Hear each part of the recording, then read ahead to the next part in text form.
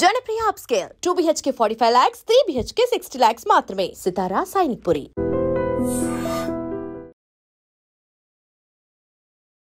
సినిమానే ఇంటి పేరు ఇచ్చే నటులు చాలా అరుదుగా ఉంటారు. అలాంటి వారిలో ఛత్రపతి శేఖర్ ఒకరు. ఆయన ఒరిజినల్ నేమ్ చంద్రశేఖర్. ఛత్రపతి శేఖర్గా ఇండస్ట్రీలో ఫేమస్ అయ్యారు. ఈరోజు ఆయన మనతో ఉన్నారు. ఆయన అడిగి మరిన్ని సినీ విశేషాలు తెలుసుకుందాం. హాయ్ సార్, నమస్తే. నమస్తే సార్, ఫస్ట్ ఆఫ్ ఆల్ మీతో ఇంటర్వ్యూ అనగానే నేను కొంత బ్యాక్గ్రౌండ్ వర్క్ చేసుకున్నాను. శేఖర్తో ఇంటర్వ్యూ అంటే ముందు ఆయన్ని మాట్లాడించండి, భయంకరమైన మొహమాటం, భయంకరమైన నెమ్మది. సో ఆయన మాట్లాడితే ఆయన జీవితంలో చాలా విశేషాలు ఉన్నాయి, బట్ ఆయన మాట్లాడు అని చెప్పి చాలామంది అన్నారు. ఈరోజు ఈ ఇంటర్వ్యూలో మీరు ఓపెన్ అయ్యి అన్ని నిజాలు మాట్లాడాలి, చాలా ఇన్ని రోజులు మీలో ఉన్న బాధ మొత్తం బయట పెట్టాలి, లేదా మీ సంతోషం మొత్తం బయట పెట్టాలి. అలా చేస్తా అని చెప్పి నాకు ప్రామిస్ చేస్తారా? ప్రామిస్ చేయలేనంటే కొన్ని షేర్ చేసుకోగలిగే అన్నీ షేర్ చేసుకుంటాను, అదేం లేదు. మొహమాటం ఉంది, బాగా కామ్ అనేది మాత్రం ఉండదు, మొహమాటం మాత్రం ఉంది. మాట్లాడదాం మ్యాక్సిమం. నేను నాకు ఒక్కోసారి మనకు ఏంటంటే కొన్నిసార్లు గుర్తుకు రావు, ఏదైనా మనం మాట్లాడేటప్పుడు సడన్గా గుర్తుకు రావు, తర్వాత ఏమైనా ఆలోచిస్తాం. అలా మేబీ గుర్తుకు రాక నేను ఏమైనా షేర్ చేసుకోలేకపోవచ్చు ప్రీవియస్లీ. ఇప్పుడు ఓకే, చదివింది ఇంటర్మీడియట్, సెకండ్ ఇయర్ ఫెయిల్, సినిమాల పిచ్చి. అయితే ఎంత సినిమాల పిచ్చి ఉన్నా ఒక సినిమాని మహా అయితే ఒక 5 సార్లు చూస్తారు, 10 సార్లు చూస్తారు. అది కూడా సినిమా ఆడే రన్లో అది 100 రోజులు ఆడితే ఒక 5 రోజులు, 10 రోజులు, 10 సార్లు అట్లా చూస్తారు. ఒక హీరో సినిమాని ఆపకుండా వరుసగా వారం రోజులు అదే సినిమా చూసి మీ అమ్మగారికి దొరికి చాలా తిట్లు తిన్నారంట. ఏ హీరో సినిమా? నేను ఇంటర్వ్యూలో చెప్పానా మరి నాకు గుర్తులేదు, కానీ ఇన్ఫర్మేషన్ మీది కరెక్టివ్. 6th క్లాస్లో ఉన్నాను అప్పుడే, కొత్త అంటే గవర్నమెంట్ స్కూల్ నుంచి వెస్లీ స్కూల్ మాది సికింద్రాబాద్లో, అక్కడ జాయిన్ అయ్యాను. అది వాతావరణం నాకు సెట్ అవ్వలేదు. సరే ఏం చేస్తాం, ఒక 1 రూపీ ఉంటే డైలీ, అప్పుడు బస్ పాస్ తీసుకోలేదు, డైలీ 1 రూపీ ఇచ్చేవాళ్ళు నాకు. ఆ డబ్బులతో నేను స్కూల్కి వెళ్ళకుండా, బస్ ఎక్కి స్కూల్కి వెళ్ళకుండా నేను ఏం చేస్తున్నాను, బసంత్ థియేటర్ అని ఉంది కాచిగూడ దగ్గర, ఇప్పుడు లేదు, ఇప్పుడు ఫంక్షన్ హాల్ అయింది అది. అందులో పాత సినిమాలు ఏంటంటే మళ్ళీ రీరన్ చేసేటోళ్ళు అప్పట్లో, మేము చదువుకునే టైంలో. ఆ టైంలో పన్నెండు కాపురం కృష్ణ గారిది. ఒకసారి వెళ్ళా, నేను ఆ స్కూల్ టైం వరకు మేనేజ్ చేయాలి ఎలాగానే, మధ్యాహ్నానికి అయిపోతుంది మార్నింగ్ షో చూస్తే. దాని తర్వాత మళ్ళీ కోటిలో అటు ఇటు తిరిగి వినాయకులను పెట్టేవారు, అప్పుడు వినాయక చవితి వచ్చింది. సో అట్లా టైంపాస్ చేసి ఆ స్కూల్ నుంచి ఇంటికి లెక్కలు వేసుకొని ఆ టైము దాన్ని బట్టి ఇంటికి వెళ్ళేటోడిని, స్కూల్కి పోయే ఇంట్రెస్ట్ లేక. అట్లా అదే సినిమా వారం రోజులు చూశాను నేను. అంటే నాకున్న బడ్జెట్లో అదే సినిమా 80 పైసలు అప్పట్లో లోకల్ దాన్ని నేను చూసేటప్పుడు.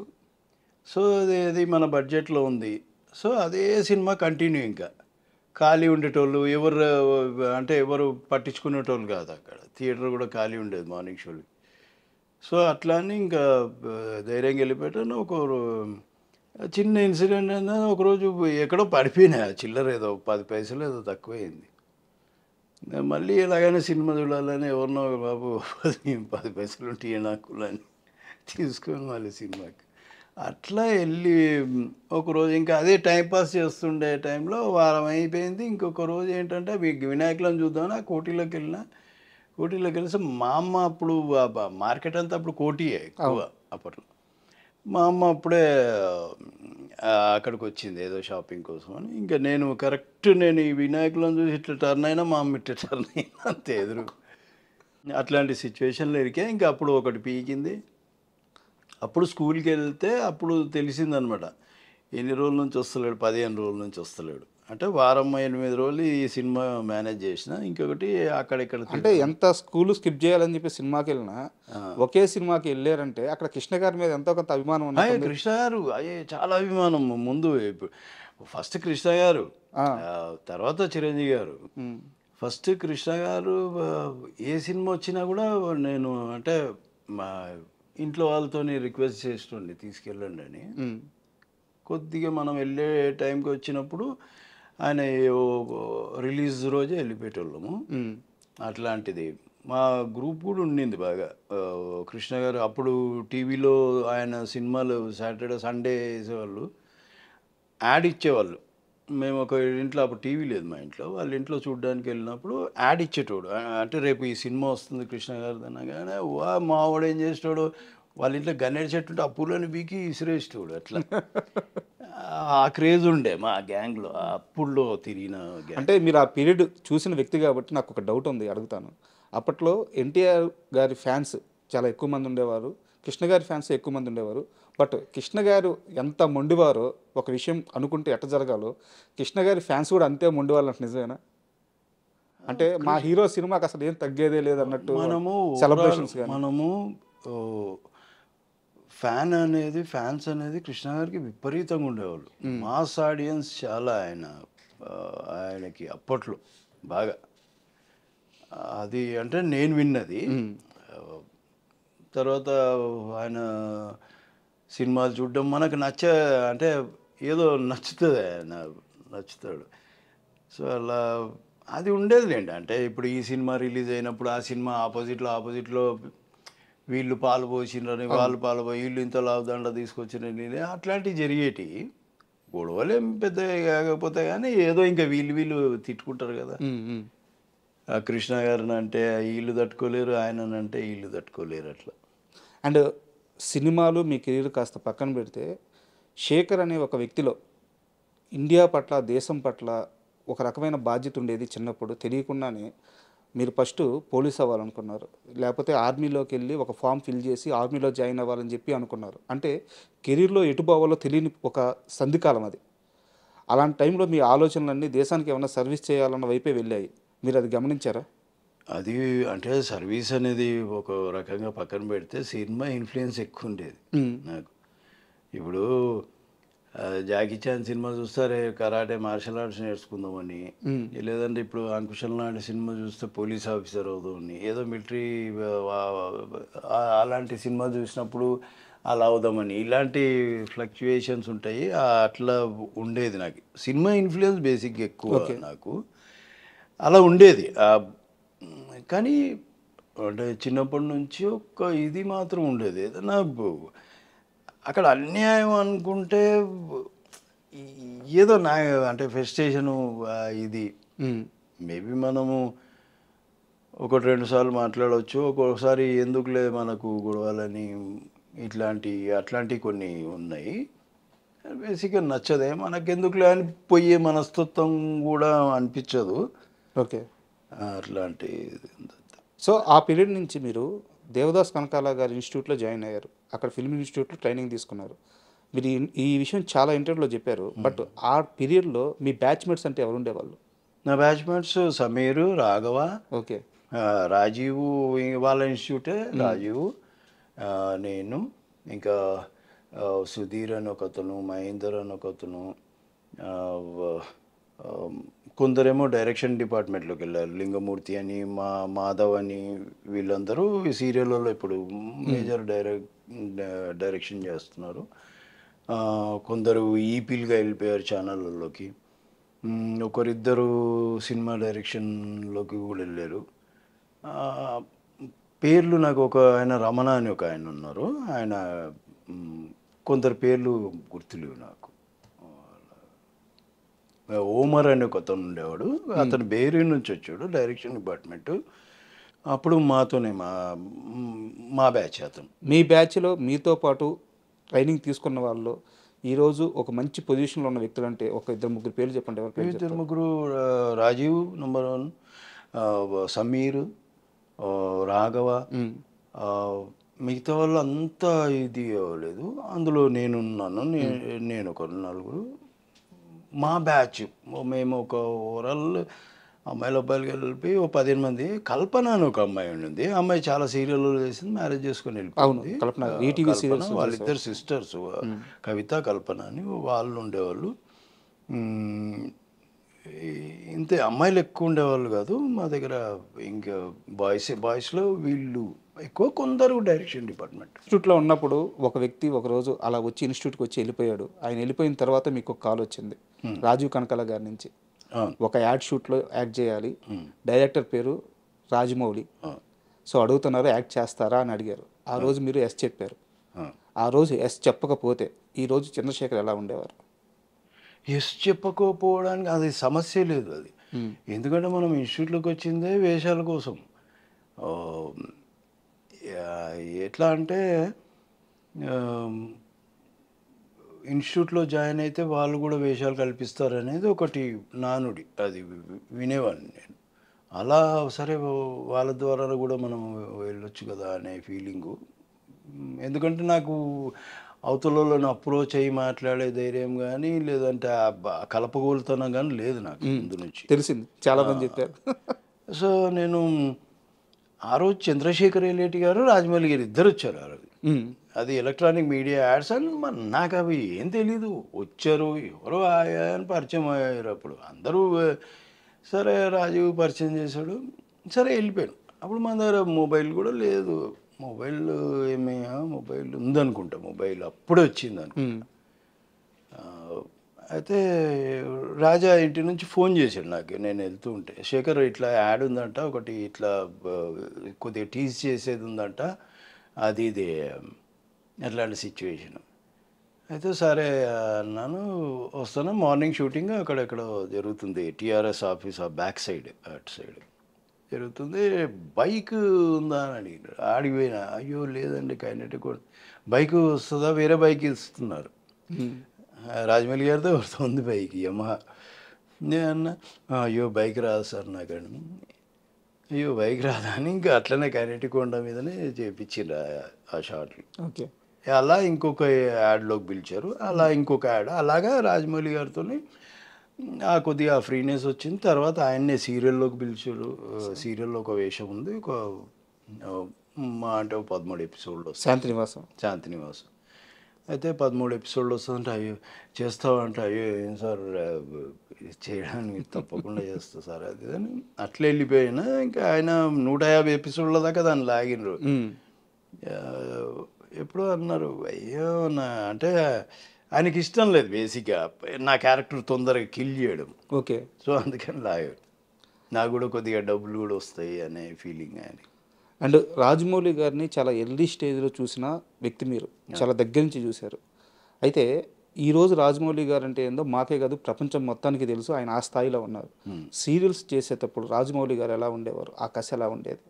కసి ఆయన ఇప్పుడు ఎట్లుందో అప్పుడు అట్లనే ఉండేటోళ్ళు. ఆ 2 అయినా ఆ 3 అయినా, తెల్లారి 3 అవుతున్నా సరే, మార్నింగ్ ఎర్లీ 8 o'clock స్టార్ట్ చేసినా సరే, మళ్ళీ తెల్లారి 3 అవుతున్నా 2 అవుతున్నా అదే ఎనర్జీ, అదే. ఎవరి కోసం వెయిట్ చేయడు, కంటిన్యూటీ ఆయనకే గుర్తుంటుంది. యాక్షన్ చెప్తాడు, మళ్ళీ వీళ్ళకి ఇలా చేయాలి ఇలా చేయాలి, ఇక్కడ నుంచి ఇదంతా బిజినెస్ ఇదంతా చూపిస్తాడు. మళ్ళీ ఏదైనా ప్రాపర్టీ ఇది కూడా దాని ఆయనకి అవగాహన ఉంటుంది, ప్రాపర్టీ ఎక్కడ ఉండాలి, ఇవన్నీ అప్పటి నుంచి అంత ఎనర్జెటిక్. ఆయన షూటింగ్ అంటే ఇంకా ఆయనకి వేరే ఏం కనిపించదు అసలు.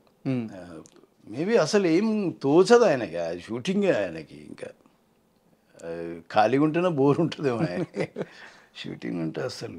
ఆ టైంలో మీతో ఎప్పుడన్నా చెప్పారా, శేఖర్ రాజమౌళి అనేది పొజిషన్ ఇది కాదు, నువ్వు చూస్తుండు, ఇన్నేళ్ళ తర్వాత నేను ఇక్కడ ఉంటాను, ఇలా సాధించాలనుకుంటున్నాను, నా డ్రీమ్ ఇది, ఇలా ఎప్పుడన్నా షేర్ చేసుకున్నారా మీరు? అసలు అలా మాట్లాడే మాట కానీ ఏదో నేను చేస్తా ఎప్పుడు ఆయన నోటి వెంట వచ్చేదే కదా ఆయన పని, ఆయన అంతే ధర తప్ప. ఇప్పుడు ఇట్లు వచ్చినా కూడా ఇంకొకటి ఇట్లు ఇచ్చినా, లేదంటే సింహాది ఇవన్నీ పోయేసరికి పెద్ద ఇదే అయిపోయేసరికి కూడా ఎప్పుడు అట్లా మాట్లాడలేదు ఆయన, ఎప్పుడు అట్లా మాట్లాడలేదు.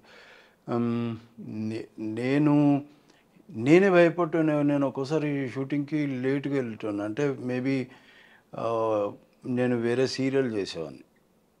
అప్పుడు కొద్దిగా వాళ్ళు 11 గంటలకు పంపిస్తా అని వాళ్ళు మెల్లిరు పంపిస్తే మళ్ళీ నేను పరిగెత్తుకుంటూ పోయేసరికి అక్కడ లేడు, ఇంకా ఈరోజు అయిపోయిందిరా, ఈరోజు తిట్టేస్తారా నన్ను. ఎప్పుడు ఒక్క మాట పల్లెత్తి మాట అనలేదు. ఈరోజు అయితే తిడతారా ఇంకా గ్యారెంటీ అనుకొని ఫిక్స్ అయిపోయేటోని కూడా పోగానే నేను భయపడుతుంటా, చూస్తారు అందరూ, కో డైరెక్టరు మొత్తము ఎవరైతే డైరెక్షన్ డిపార్ట్మెంట్ అందరు ఉంటారు, ఈయన పని అయింది ఈరోజు అనే ఫీలింగ్లోనే ఉంటారు.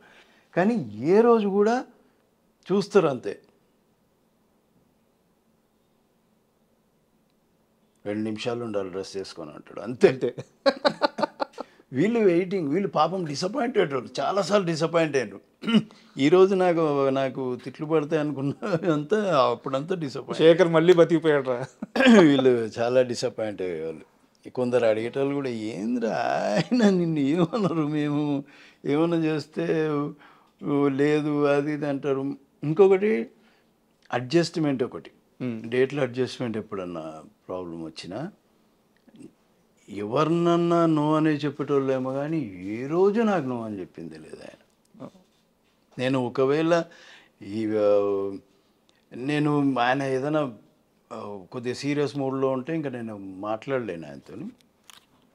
ఎలా ఏం చేయాలి, ఇప్పుడేమో వీళ్ళు యువతల వాళ్ళు ఫోన్ చేస్తున్నారు నాకు, ఏం చేయాలని నేను రమ్మగారి దగ్గరికి వెళ్ళిపోయి రమ్మగారితో మాట్లాడితే అప్పుడు మెల్లిగా ఆయన కూల్ అయిన తర్వాత రమ్మగారు మాట్లాడి నన్ను పంపించేస్తారు. అట్లాంటి సందర్భాలు. అండ్ ఇలా మీరు ఒక బ్యాచ్గా వెళ్తున్నప్పుడు మీ బ్యాచ్లోకి ఒక ఉగ్ర నరసింహుడు వచ్చాడు, 18 ఏళ్ళ వయసు, ఎవరండి? జూనియర్ ఎన్టీఆర్ స్టూడెంట్, అంటే స్టూడెంట్ నెంబర్ 1. అవును అంతకుముందు ఒక సినిమా చేస్తున్నారు. అవును. సో ఆయనది 2వ చిత్రం. ఇప్పటిదాకా మీరంతా ఒక ట్రావెలింగ్, రాజమౌళి గారిది కానీ మీది కానీ రాజీవ్ కనకాల గారిది కానీ మీరంతా ఒక ట్రావెలింగ్ ఆల్రెడీ ఉంది. ఈ బ్యాచ్లోకి ఒక పులి వచ్చినట్టు వచ్చాడు. ఎలా మౌల్డ్ అయ్యారు, మీ అందరితో ఎలా కలిసిపోయారు ఎన్టీఆర్ గారు? లేదు, అతను ముందు నుంచి అదే చైల్డిష్ మెంటాలిటీ. అందరితో మనం పలకరీకున్నా పలకరిస్తాడు, అంటాడు. మనం చూడకపోయినా వెనక నుంచి జీప్లో పట్టమని మీకు పలకరిస్తాడు. అట్లాంటి అది ముందు నుంచి ఉంది, ఇప్పుడు ఉంది. ఫ్రీగా అంటే తనతో ఇది మాట్లాడచ్చా మాట్లాడకూడదా అనే భయం ఎవరికి ఉండదు, ఆ మోమాటం కూడా ఎవరికి ఉండదు. ఏదైనా ఉంటే చెప్పేసుకోవచ్చు మనం, అంత ఫ్రీ ఉంటాడు ముందు నుంచి అంతే. ఇప్పుడు అలాగే కొద్దిగా, కాకపోతే ముందంత కాకపోయినా ఇప్పుడు కొద్దిగా ఏజ్ పెరిగి కొద్దీ ఇంకా బాగా ఆలోచిస్తారు, కొద్దిగా సెటిల్ అయ్యారు. ముందు బాగా చిలిపి పనులు విపరీతంగా. ఎలాంటివి చేస్తారు? ఇప్పుడు ఆయన ఉండమంటే ఉండాలి మేము అక్కడ. షూటింగ్ అంటే ఇప్పుడు నాకు లేదు కదా వర్క్, నాది అయిపోయింది వర్క్ అంటే కూర్చో పోనీయాడు.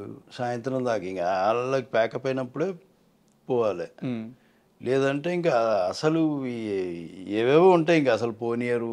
అది విచిత్రం పోతుంటే పోతుంది, నా పక్కనే ఉండండి నా అంతే. కలిసి భోజనం చేయడం, అవి మాట్లాడుకోవడం, షార్ట్ బ్రేక్ అప్పుడు అదే సర్కిల్ అందరూ ఉండాలి ఆయన పక్కన. ఓకే, సరదాగా ఉంటుంది అని రిలాక్స్ అవుతాడు, మంచిగా కూల్గా ఉంటాడు. ఎంత కష్టం స్టార్ట్ అయినా అక్కడ ఇంత కూడా కనిపించే టక చేసేస్తాడు. మళ్ళీ వచ్చి మాతో జాయిన్ అయిపోతాడు. ఒకవేళ ఆయనకి దెబ్బ తగిలినా, అక్కడ ఏదన్నా చిన్న ఇబ్బంది అయినా అక్కడ అస్సలు మాది మేమందరం అబ్బా తగిలిందిరా అందరూ ముందు చెప్తారు, బయటపడు. ఇక్కడ అందరూ తెలిసిన వాళ్ళు, అందరూ కలిసిన వాళ్ళు కాబట్టి, అన్నేళ్ళ నుంచి రావాలని కాబట్టి షేర్ చేసుకుంటారు. మీ వల్ల తనకి ఒక ఫైట్లో స్టూడెంట్ నెంబర్ 1 అనుకుంటాను, ఒక గాయమైన ఆ రోజు ఆయన మిమ్మల్ని ఒక్క మాట అనలేదు. అయితే అయిందిలేరా, అయిపోయింది, కానిచ్చేద్దాం, షూటింగ్ కానిచ్చేద్దాం అని చెప్పేసి చాలా లైట్ తీసుకున్నారు. అలాంటి ఎన్టీఆర్ గారు ఒక విషయంలో రాజమౌళి గారి ముందు మీ మీద సీరియస్ అయ్యారంట. సీరియస్ అవడం మీన్స్ ఏంటంటే నన్ను కాదని వెళ్తావారా నువ్వు అని బెదిరించారట క్రికెట్ విషయంలో. క్రికెట్ విషయంలో ఎప్పుడు గొడవలు జరగలేదు, లేదు అదేం లేదు.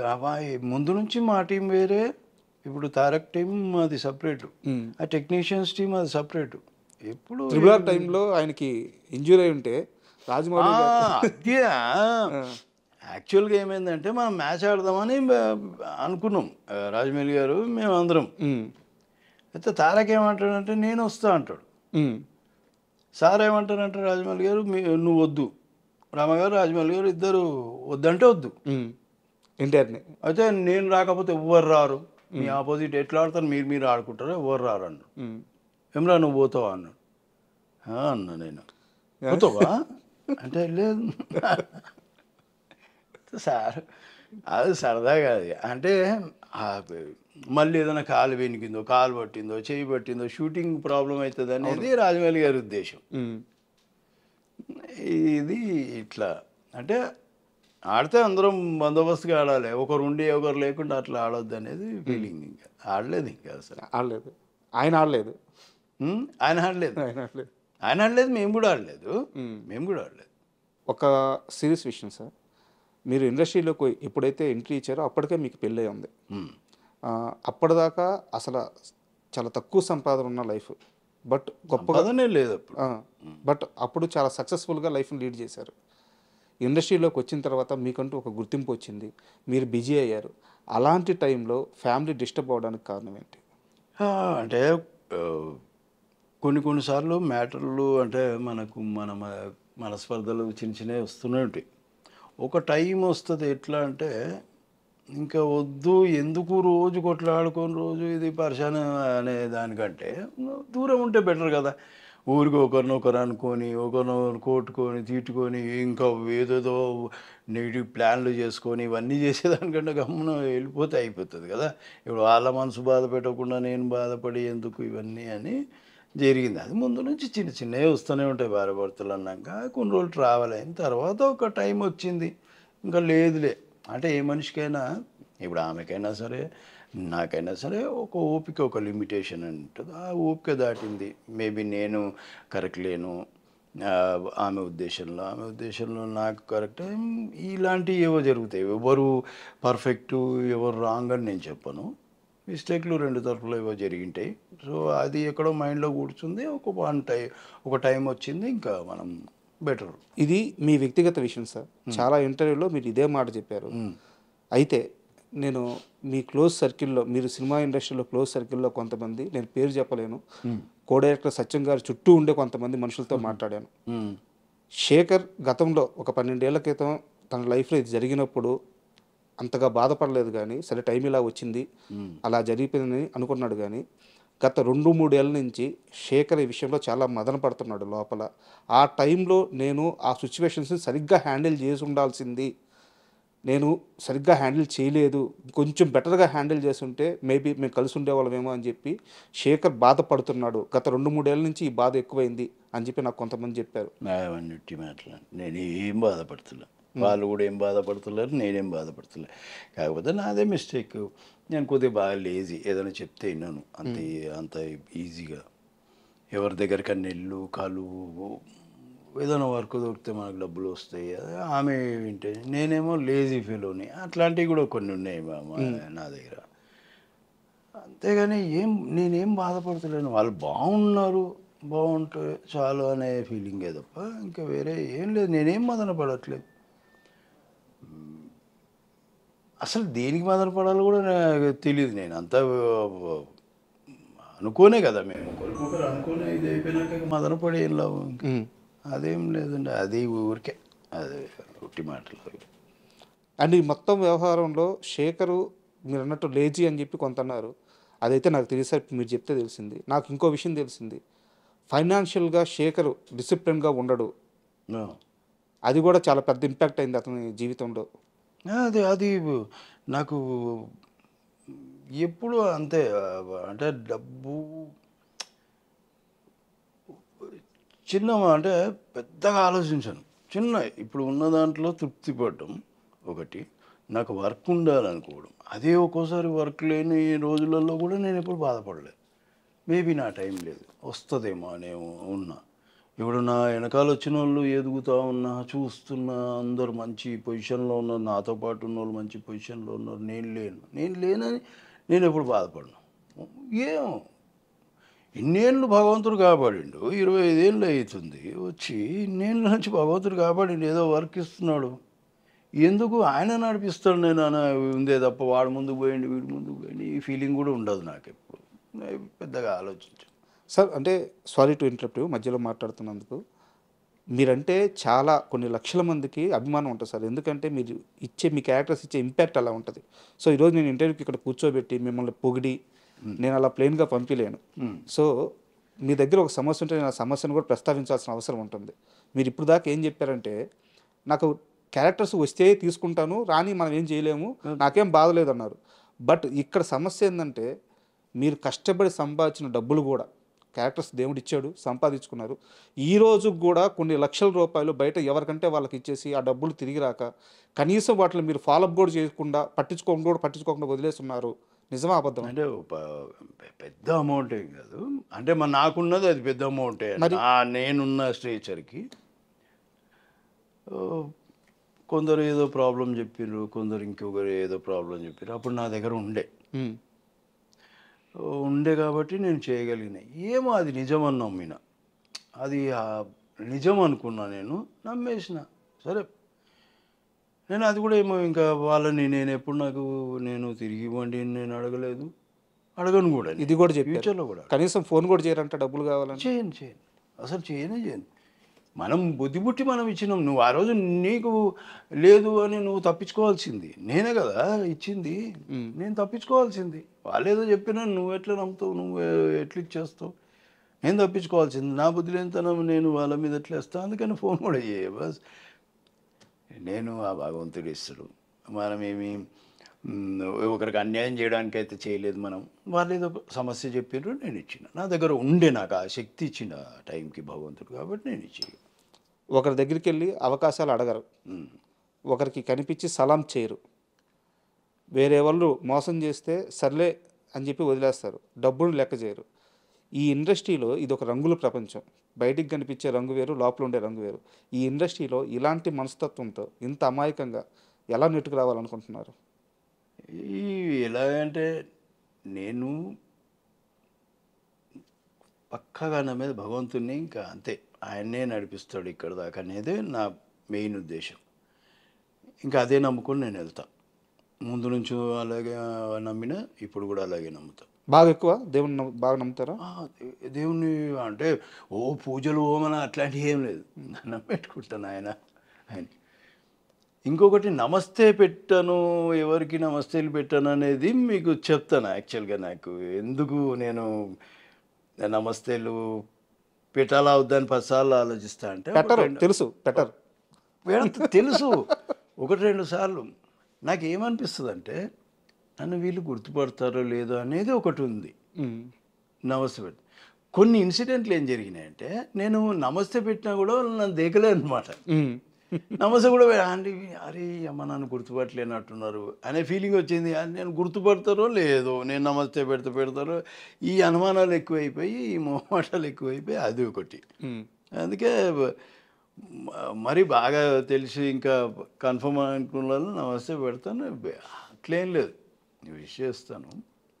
కొందరంటే పరిచయం లేదు కదా మనకి, పలుకుతారో లేదో, ఎలా రియాక్ట్ అవుతారో అనేది ఒకటి, ఏదో పిచ్చి ఆలోచన అది, ఆ సైకలాజికల్గా అది అట్లాంటివి అంతే. ఇంకా నమస్తే వెళ్ళను, ఎవరిని వేషం అయితే అడగను. ఇంకోటి ఏంటంటే మనకై మనం అడిగితే వాళ్ళు ఎట్లా రియాక్ట్ అవుతారు. ఒక్కోసారి మనం అడిగినా కూడా వాళ్ళు రియాక్ట్ కాకుండా ఆ ప్లేస్లో ఇంకొకరిని పెట్టేసుకుంటే ఎక్కడో నేను నొచ్చుకుంటా అనే ఫీలింగ్. అరే నేను సెట్ కాలేకపోయినా, నేను అడిగినా కదా అవి వేషము, ఎందుకు ఎలా అంటే నాకు టాలెంట్ లేదనా ఏదా, ఇట్లాంటివి ఎందుకు నాకు అది కొన్ని ఉంటాయి అవి. అందుకని నేను ఎవరిని అడగను. వాళ్ళు ఇస్తే ఏది కాదన్ను, ఇది అది ఇది ఏది కాదన్ను.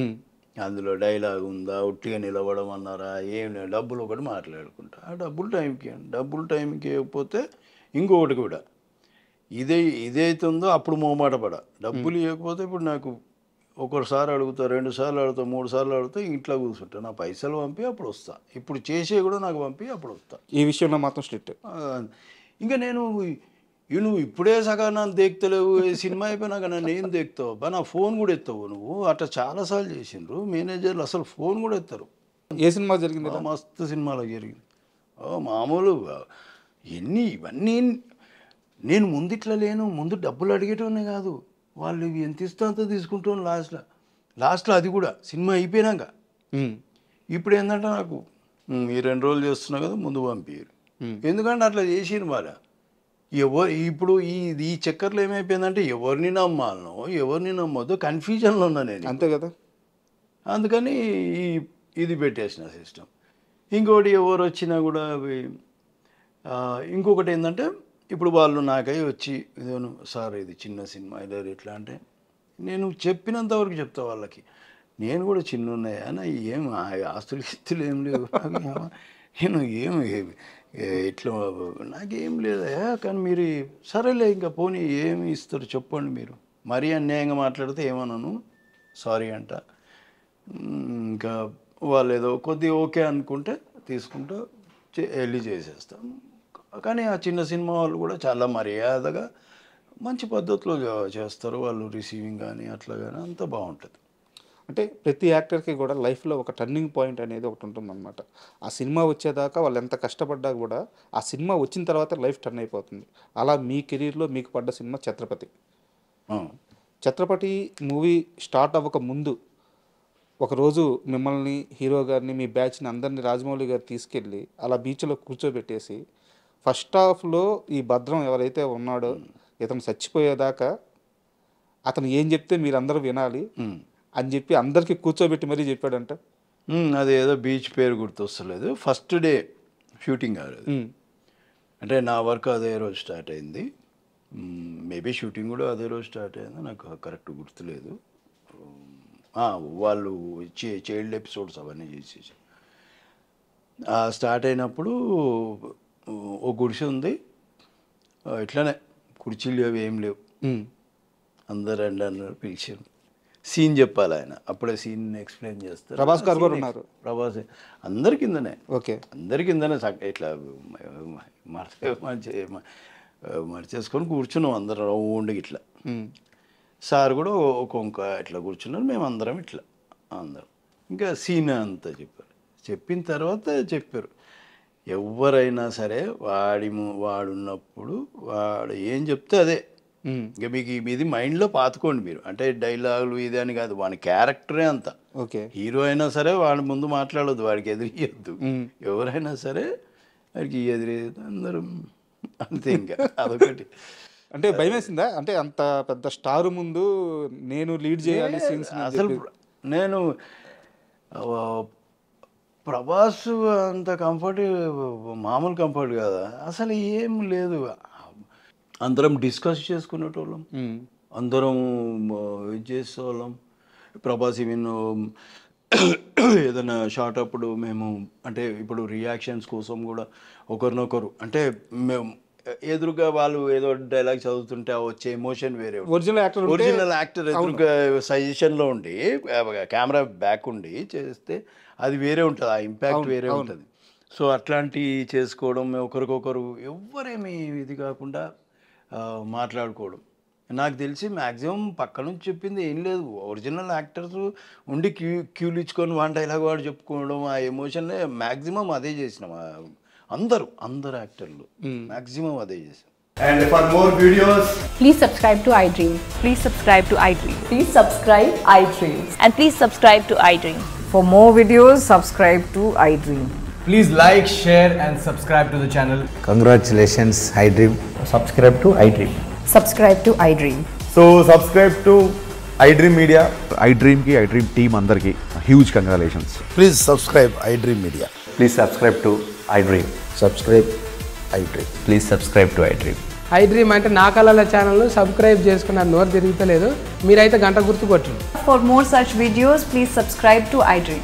Subscribe to iDream. Please subscribe to iDream. Please subscribe iDream Media. Please do subscribe to iDream. Please subscribe to iDream Media. For best entertainment and information, please subscribe iDream. And don't forget to subscribe to iDream.